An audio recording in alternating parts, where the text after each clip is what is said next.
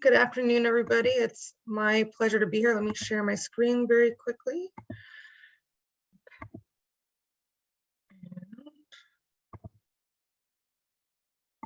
All right, so I'm also overseas, so it is my early evening, but good afternoon to everyone. It's my pleasure to be here with you today, participating in this important and urgent conversation.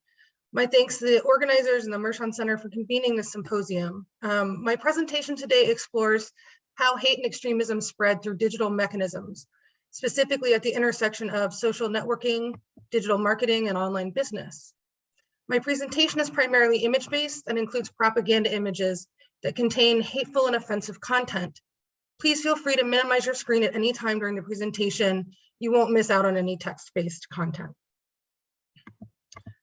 So digital culture since the rise of Web 2.0 technologies in 2007 has generated participatory mediation, where users can both create and consume media and circulation patterns move in multiple directions, rather than in a more unidirectional frame characteristic of old media forms like radio and television. Web 2.0 has also increasingly incorporated and enmeshed social interaction and consumerism. The web as social network and the web as marketplace have been seamlessly integrated. These two capacities of global digital life, social networking and consumerism, are now in many ways mutually constitutive of digital culture itself. The technology enables new approaches to marketing products and services, as well as new modes of consuming products, especially information. A particularly good example of the success of this new world of marketing and consumption with specific impacts in spreading hate and extremism is the multimedia news, politics, conspiracy product juggernaut, InfoWars. Alex Jones created an empire starting in political conspiracy shock jock radio and leveraged the tools and sales capacity of the digital environment, especially streaming a video version of his show on YouTube. Prior to being deplatformed from multiple social media channels, including YouTube for his extreme content, Jones had a daily visitor count of 1.4 million viewers. After the deplatforming, or essentially the removal and banning of his channels, he continued to have more than 700,000 daily visits to his remaining variety of sites. Thus, InfoWars highlights the scope and scale of these digital cultural modes of marketing and consumption of products ranging from supplements to apparel and, of course, information. And in this image, we can see how the story is linked to the product on the webpage. These new digital modes of interaction and consumption are characterized by what Henry Jenkins has termed convergence culture, leading to what Whitney Phillips describes as polluted information.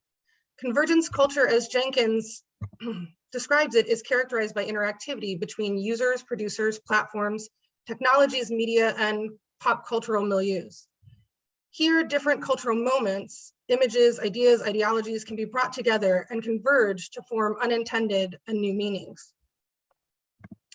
Sometimes the effect is positive and sometimes negative, but the preference of users for consuming the unexpected, the shocking, the radical, what one Google design ethicist has referred to as crazy town, has come to characterize digital cultural engagement, particularly in more extreme online contexts and platforms like 4chan and 8chan. Cultural convergence paired with globally networked information and communication technologies has enabled and indeed supercharged a range of now common and widespread practices aimed at polluting the information sphere. Like convergence culture, polluted information also produces unexpectedness in both narrative and sociocultural impact. The importance of unexpectedness as a frame in the digital context is that it generates money by creating engagement, marketing and consumption, with content, products, and advertising. Indeed, the more crazy town content and sites become, the more interaction, that is likes, dislikes, shares, and wider circulation, that is audience views, that extreme content and spread through the mainstream. So the crazier it is, the more people look at it, the wider it circulates. And the more circulation and response their content generates equates to more money through advertising and purchasing. Therefore, both convergence culture and polluted information generate business, that is economic impact, as well as sociocultural and political impact. A prime example of the simultaneous functioning of convergence culture and information pollution is the rapid and wide global spread of the QAnon conspiracy theory. Often referred to as a meta-conspiracy theory, QAnon is characterized by convergence culture.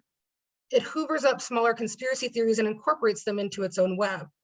Here, streams of polluted information converge into and make up a fast-moving river of conspiratorial media that is capable of flooding digital space and creating mobilization on and offline at any time.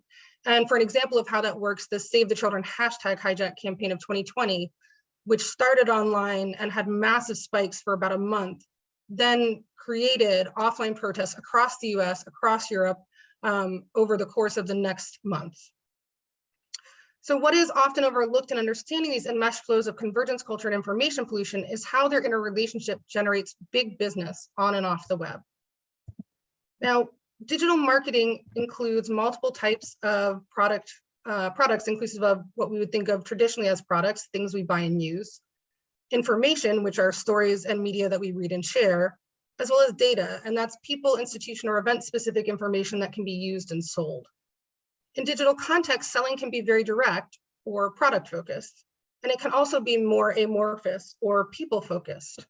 The more amorphous forms of selling incorporate traditional products with information and data products, often through 360-degree marketing and lifestyle branding.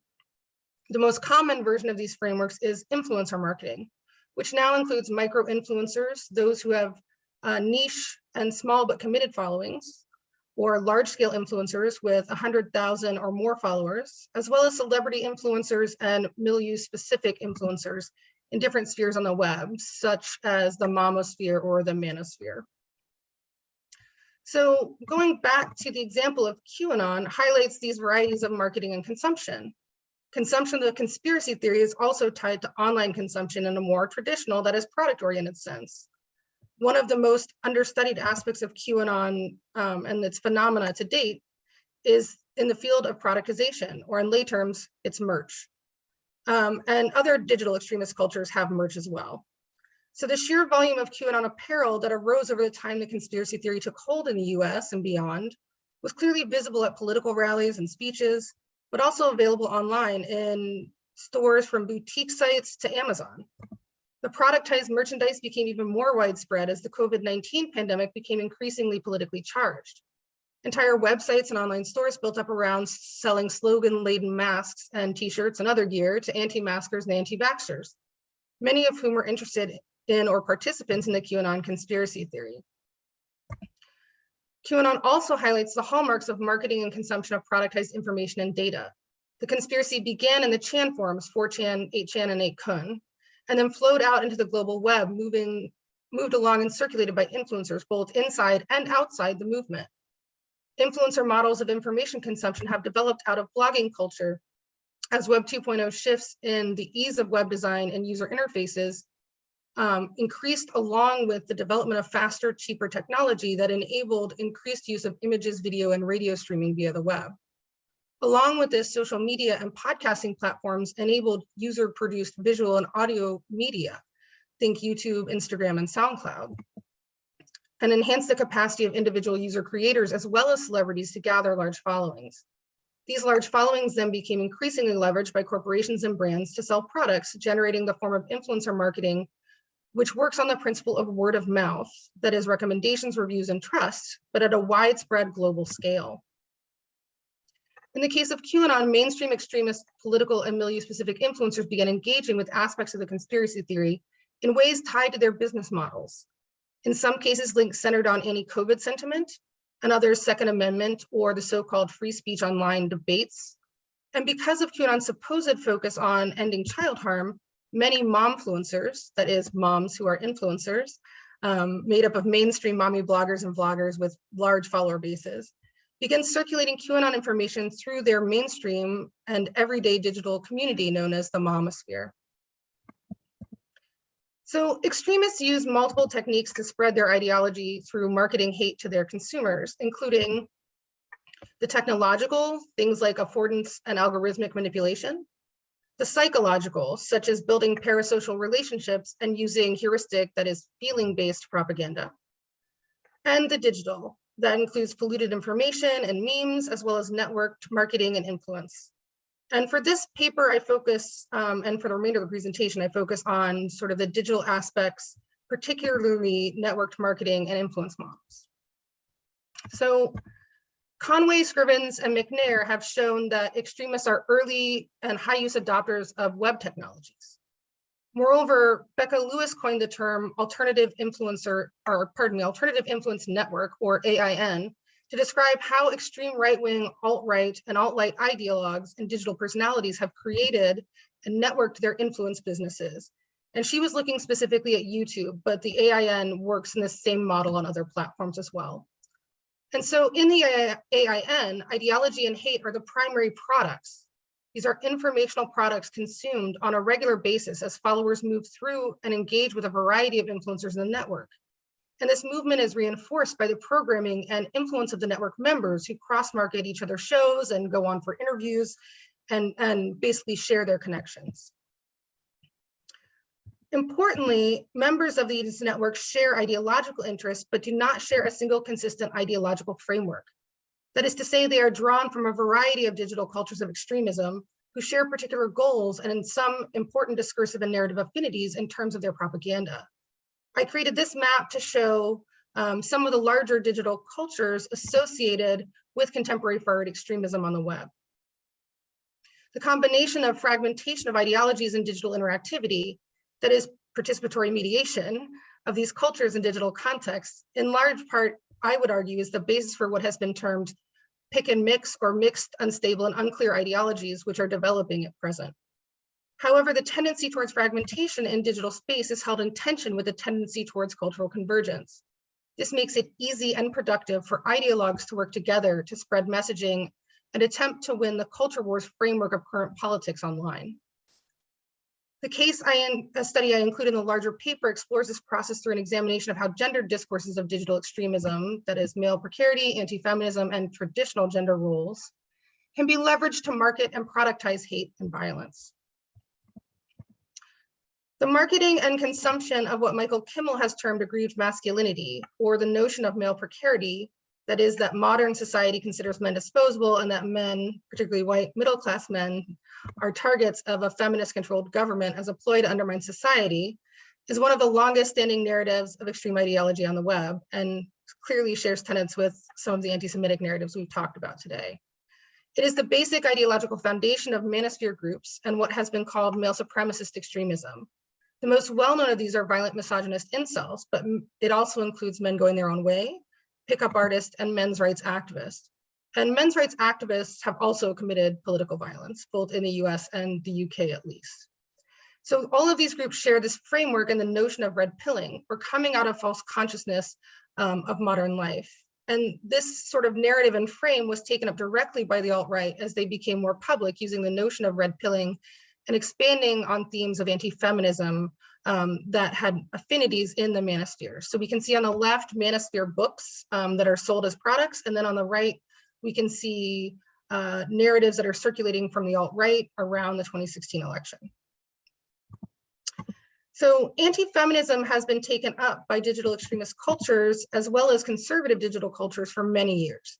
It came strongly to the fore of the mainstream digital culture in the wake of Gamergate in 2014, which was the first large-scale networked harassment campaign that went on for months. One of the primary targets of this campaign was Anita Sarkeesian, pictured in the top left of the screen, who remains a favored target of both the manosphere and the alt and far right. And that is in particular because she is Jewish as well as being a feminist.